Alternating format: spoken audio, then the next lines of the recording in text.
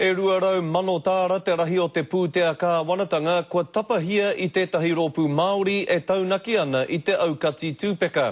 Nō nā tata nei I ngaro atu ai I te reo mārama tā rātou kirimana ki te manatū hauora, nā runga I te whakapae a kāre rātou I te whakatutuki pai I ngā wawata o te kāwanatanga mō rātou. Hioi, kei te puku te rai o te reo mārama, hei tā rātou kei te he te rā whakapae, kei te he hoki te tapahitanga mai o te pūtea. Kei a Mikey Sherman ngā whakamārama. Kua pahure te ruatau mai te matenga o te māmaurangi Māria hōtere I te tūpeka, I nāia nei kei te whaia ia I te ara auahi kore. E whakaroa hau kia mutu te kaupaipa mō tōku whānau, mō oku hoa. Ko ia tētahi e pukuriri ana I te rongohanga kua tapahia te pūtea kāwanatanga ki te rōpū o te reo mārama, he rōpū Māori e taunaki ana I te aukati tūpeka. I think it was cut unfairly.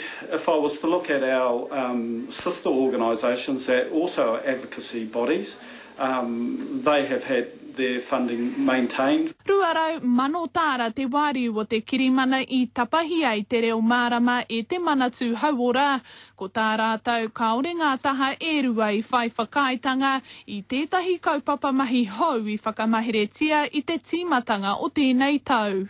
We weren't satisfied that the work plan or work program they were putting before us was going to deliver on what we were after, and so that was the main driver behind our decision to finish the contract.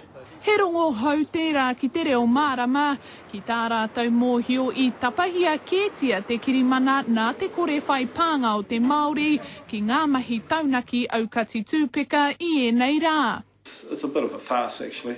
Our people continue to die. And I'd like to see greater real prioritisation on getting that message out there, because I just don't believe it's been done. Heoi, e rere ana hoki te heitara I te kaha o te reo mārama ki te whakapau pūtea ki ngā haere ngā tāwāhi.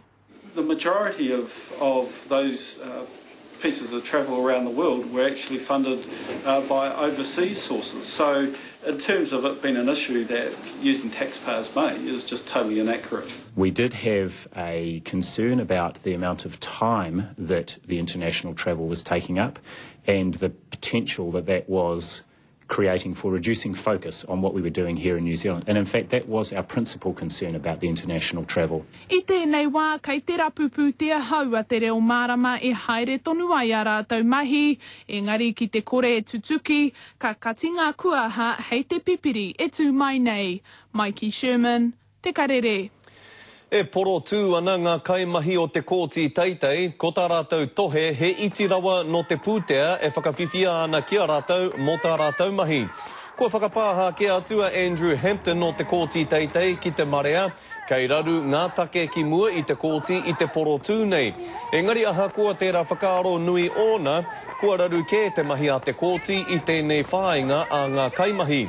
Heoi, ko te tūmanako o Hampton, kia wawe te whakatū hui mā ngā taha e rua o tēnei tā petu petu ki te pukenga here tikanga mahi, ara ki te PSA.